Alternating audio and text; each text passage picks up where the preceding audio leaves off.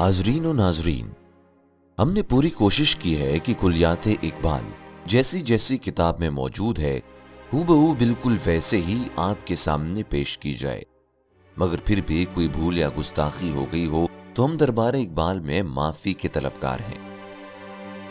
جیسے کہ سبھی کو پتا ہے، حضرت علامہ اقبال رحمۃ اللہ علیہ کی شاعری بہت ہی گہری ہے۔ باوجود اس کے کہ اس آڈیو بک میں تفسیر بنائی گئی ہے، پھر بھی کچھ باتیں انسان سمجھنے سے قاصر ہے، لہٰذا آپ سے گزارش ہے کہ آپ اپنے پیر و مرشد سے بات کر کے نظم کا صحیح معنی پتہ کرنے کی کوشش کریں۔ اللہ ہم سب کو اپنے حبیب صلی اللہ علیہ وآلہ وسلم کے صدقے صحیح علم حاصل کرنے کی توفیق عطا کرے اور کلمہ طیبہ کو دل کے ہر گوشے میں اتار دے، آمین۔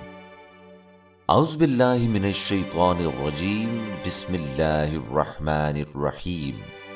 اللہم صلی علی سیدنا و مولانا محمد وعلی آل سیدنا و مولانا محمد وبارک وسلم۔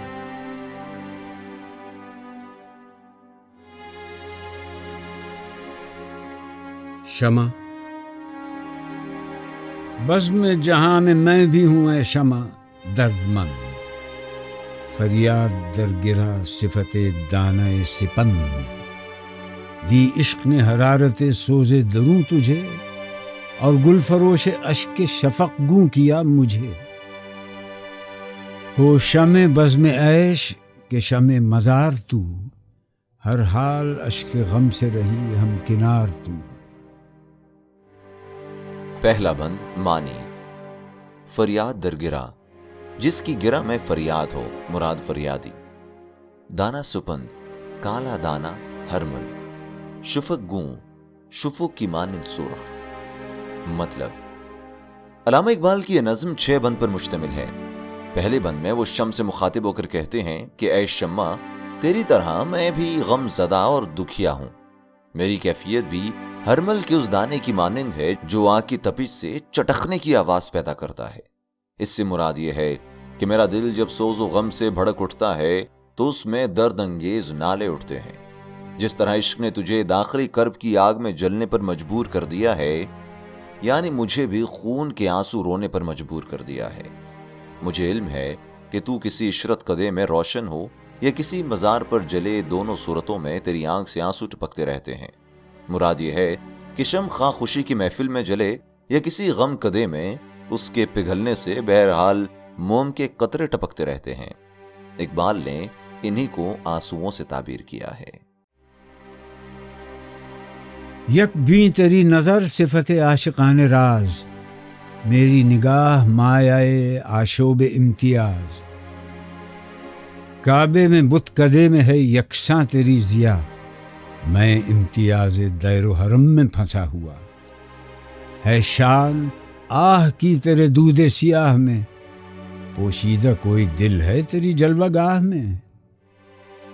دوسرا بند معنی یکبیں، ایک دیکھنے والی۔ مطلب، اے شمع، جس طرح قدرت کے بھید جاننے والے عشاق ہر شے کو کسی جانبداری کے بغیر مساوی سطح پر دیکھتے ہیں، تیری کیفیت بھی ان سے ملتی جلتی ہے، جبکہ میں اشیاء کی مابین فرق و امتیاز کا جائزہ لیتا ہوں۔ تیری روشنی تو خواہ کعبہ ہو یا بت خانہ، دونوں کو یکساں طور پر منور کرتی ہے، جبکہ میری نظر دیر و حرم کے مابین جو فرق ہے اس کی مماثل ہے۔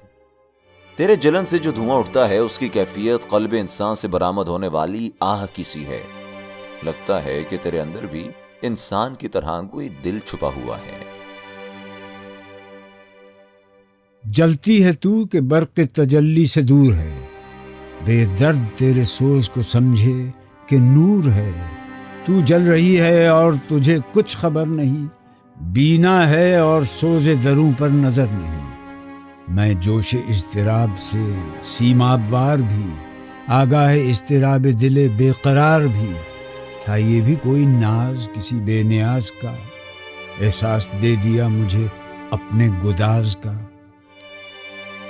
تیسرا بند معنی بینا، دیکھنے والا یا بینائی۔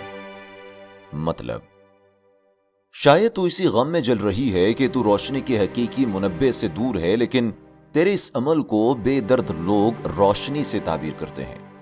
اقبال نے جلنے کا لفظ اس بند میں دونوں طرح سے استعمال کیا ہے، روشنی کے حوالے سے اور کڑھنے کے حوالے سے۔ چنانچہ وہ کہتے ہیں کہ تو جل رہی ہے، تاہم حیرت اس امر پر ہے کہ تجھے اپنے جلنے کا بھی کچھ پتہ نہیں ہے۔ اس قدر چشم بینا رکھتے ہوئے بھی تو اپنی داخلی جلن سے آگاہ نہیں ہے۔ اس کے برعکس میں اضطراب و بے چینی کے سبب پارے کی طرح تڑپ رہا ہوں، اور اس اضطراب و بے چینی سے میرا دل پوری طرح آگاہ ہے۔ شاید مجھے رب اعلیٰ نے جلنے اور پگھلنے کا احساس عطا فرما دیا ہے۔ یہ آگہی میری مجھے رکھتی ہے بے قرار، خوابیدہ اس شرر میں ہیں آتش کدے ہزار۔ یہ امتیاز رفعت و پستی اسی سے ہے، گل میں مہک شراب میں مستی اسی سے ہے۔ بستان و بلبل و گل و بو ہے یہ آگہی، اصل کشاکش من و تو ہے یہ آگہی۔ چوتھا بند، معنی، آگہی، واقفیت، کشاکش، کھینچا تانی، چھینا جھپٹی۔ مطلب، مجھے اپنی ذات کی شناخت کا جو شعور عطا کیا گیا ہے، بظاہر یہ ایک معمولی سی چنگاری کی مانند ہے، تاہم اس میں بے شمار آتش کدے پوشیدہ ہیں۔ بلندی و پستی میں امتیاز کی خصوصیت اس کے سبب پائی جاتی ہے۔ آگہی کا یہی وہ شعور ہے جس کے سبب پھولوں میں خوشبو اور شراب میں نشے کا عنصر برقرار ہے۔ یہی آگہی بلبل، پھول اور اس کی خوشبو کے علاوہ بندہ و آقا کے مابین فرق کا سبب بن جاتی ہے۔ صبح ازل جو حسن ہوا دل ستان عشق، آواز کن ہوئی تپش آموز جان عشق۔ یہ حکم تھا کہ گلشن کن کی بہار دیکھ، ایک آنکھ لے کے خواب پریشاں ہزار دیکھ۔ مجھ سے خبر نہ پوچھ حجاب وجود کی، شام فراق صبح تھی میری نمود کی۔ وہ دن گئے کہ قید سے میں آشنا نہ تھا، زیب درخت طور میرا آشیانہ تھا۔ قیدی ہوں اور قفس کو چمن جانتا ہوں میں، غربت کے غم کدے کو وطن جانتا ہوں میں۔ یاد وطن فسردگی بے سبب بنی، شوق نظر کبھی کبھی ذوق طلب بنی۔ پانچواں بند، معنی، دلستان عشق، عشق کا دل لینے والا۔ مطلب، اس بند کے 6 اشعار بظاہر پوری نظم کے موضوع سے کچھ علیحدہ نظر آتے ہیں، لیکن چوتھے بند اور چھٹے بند کے آخر اور ابتدائی حصے کے حوالے سے ان میں گہرا ربط نظر آتا ہے۔ زیر تشریح بند میں اقبال نے فلسفہ وجود کا ایک اجمالی جائزہ پیش کیا ہے۔ چنانچہ فرماتے ہیں کہ جب خالق کون و مکان نے کن کی صدا کے ساتھ کائنات کی تخلیق کی تو حسن عملاً عشق کا گرویدہ ہوا، اور اسی کیفیت نے عاشق کے دل میں ایک تڑپ اور اضطراب پیدا کر دیا۔ اس لمحے انسان کو حکم دیا گیا کہ اسی جذبے کے تحت کائنات کے مظاہر کا جائزہ لے، اور یہ دیکھ کر اس عالم موجودات میں تیرے لیے کن کن اشیاء کو تخلیق کیا گیا ہے۔ خالق ارض و سما نے انسان کو پیدا کر کے اس کے وجود اور جسم کو ایک ایسے حصار میں ڈال دیا جس کے سبب وہ اپنی حقیقت اور وجود سے بے خبر اور بڑی حد تک بے نیاز ہو گیا۔ چنانچہ یہی لمحہ تھا جب تخلیق کے ساتھ ہی حقیقت ازل سے وجود کے ہجر کا آغاز ہو گیا۔ بالفاظ دیگر، پہلے انسان ان قیود سے آزاد تھا، جبکہ اب قدرت نے ان پر بیشتر ذمہ داریوں کا بوجھ ڈال کر اسے ایک محدود حصار میں بند کر دیا۔ اب وہ زمانہ ختم ہو گیا جب انسانی وجود کا مسکن کوہ طور کے ایک درخت پر تھا۔ اس لمحے تو وہ کسی حجاب کے بغیر نور کبریائی کا نظارہ کیا کرتا تھا۔ اب تو صورتحال یہ ہے کہ انسان اپنے وجود میں ہی محصور ہو کر رہ گیا ہے، اور المیہ یہ ہے کہ وہ اس قید خانے کو ہی ایک باغ تصور کر بیٹھا ہے۔ اس کے علاوہ جس مقام پر وہ ایک اجنبی کی طرح بود و باش اختیار کیے ہوئے ہے، اس کو اپنا وطن سمجھتا ہے۔ اب صورتحال یہ ہے کہ وہ اپنے حقیقی وطن کی یاد میں افسردہ و پریشان رہتا ہے، اور اس خالق حقیقی کی طلب دل و نظر کو مضطرب رکھتی ہے جس سے کبھی اس کا براہ راست رابطہ تھا۔ اے شمع انتہائے فریب خیال دیکھ، مسجود ساکنان فلک کا مآل دیکھ۔ مضموں فراق کا ہوں، ثریا نشاں ہوں میں، آہنگ تب نازم کون و مکاں ہوں میں۔ باندھا مجھے جو اس نے تو چاہی میری نمود، تحریر کر دیا سر دیوان ہست و بود۔ گوہر کو مشت خاک میں رہنا پسند ہے، بندش اگرچہ سست ہے، مضموں بلند ہے۔ چشم غلط نگر کا یہ سارا قصور ہے، عالم ظہور جلوہ ذوق شعور ہے۔ یہ سلسلہ زمان و مکان کا کمند ہے، توق گلو حسن تماشا پسند ہے۔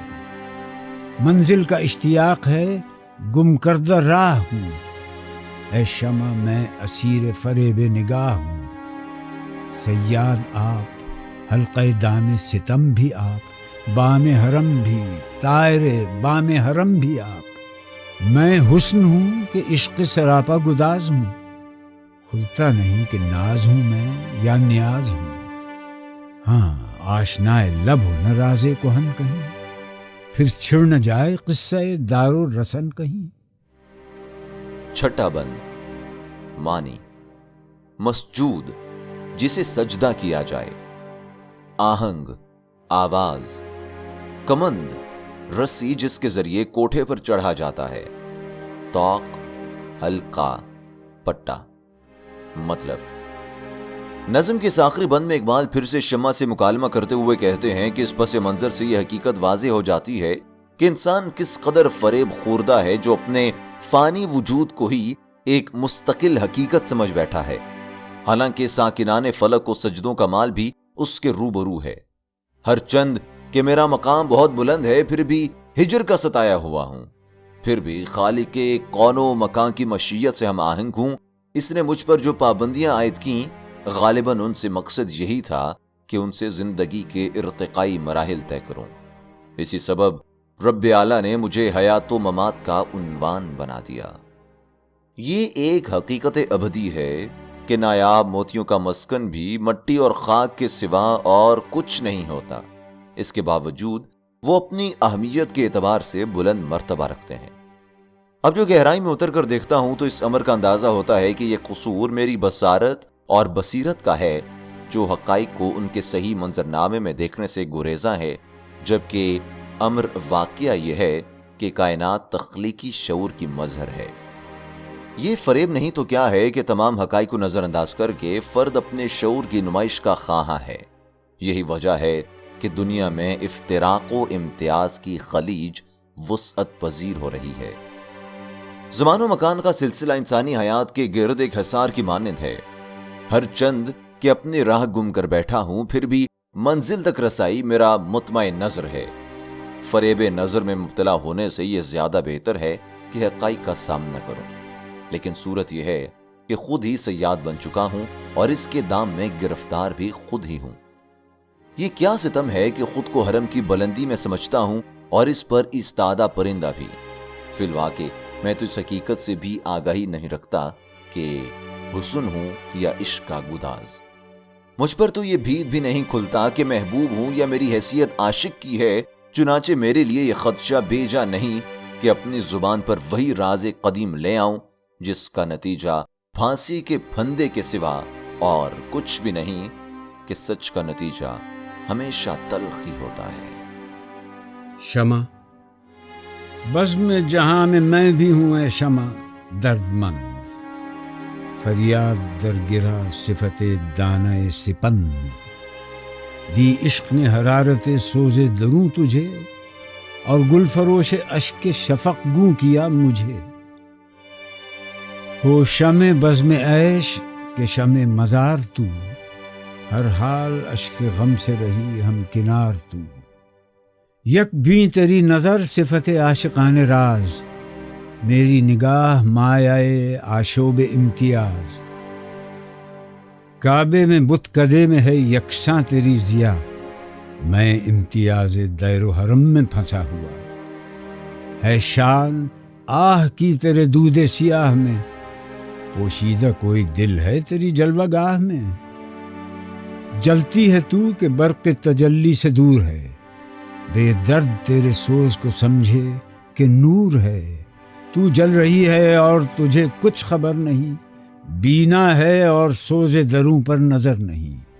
میں جوش اضطراب سے سیماب وار بھی، آگاہ اضطراب دل بے قرار بھی، تھا یہ بھی کوئی ناز کسی بے نیاز کا، احساس دے دیا مجھے اپنے گداز کا۔ یہ آگہی میری مجھے رکھتی ہے بے قرار، خوابیدہ اس شرر میں ہیں آتش کدے ہزار۔ یہ امتیاز رفعت و پستی اسی سے ہے، گل میں مہک شراب میں مستی اسی سے ہے، بستان و بلبل و گل و بو ہے یہ آگہی، اصل کشاکش من و تو ہے یہ آگہی۔ صبح ازل جو حسن ہوا دل ستان عشق، آواز کن ہوئی تپش آموز جان عشق۔ یہ حکم تھا کہ گلشن کن کی بہار دیکھ، ایک آنکھ لے کے خواب پریشاں ہزار دیکھ۔ مجھ سے خبر نہ پوچھ حجاب وجود کی، شام فراق صبح تھی میری نمود کی۔ وہ دن گئے کہ قید سے میں آشنا نہ تھا، زیب درخت طور میرا آشیانہ تھا۔ قیدی ہوں اور قفس کو چمن جانتا ہوں میں، غربت کے غم کدے کو وطن جانتا ہوں میں۔ یاد وطن فسردگی بے سبب بنی، شوق نظر کبھی ذوق طلب بنی۔ اے شمع انتہائے فریب خیال دیکھ، مسجود ساکنان فلک کا مآل دیکھ۔ مضموں فراق کا ہوں ثریا نشاں ہوں میں، آہنگ تب ناز میں کون و مکاں ہوں میں۔ باندھا مجھے جو اس نے تو چاہی میری نمود، تحریر کر دیا سر دیوان ہست و بود۔ گوہر کو مشت خاک میں رہنا پسند ہے، بندش اگرچہ سست ہے، مضموں بلند ہے۔ چشم غلط نگر کا یہ سارا قصور ہے، عالم ظہور جلوہ ذوق شعور ہے۔ یہ سلسلہ زمان و مکان کا کمند ہے، توق گلو حسن تماشا پسند ہے۔ منزل کا اشتیاق ہے گم کردہ راہ ہوں، اے شمع میں اسیر فریب نگاہ ہوں۔ صیاد آپ حلقہ دام ستم بھی آپ، بام حرم بھی طائر بام حرم بھی آپ۔ میں حسن ہوں کہ عشق سراپا گداز ہوں، کھلتا نہیں کہ ناز ہوں میں یا نیاز ہوں۔ ہاں آشنائے لب ہو نہ راز کہن کہیں، پھر چھڑ نہ جائے قصہ دار و رسن کہیں۔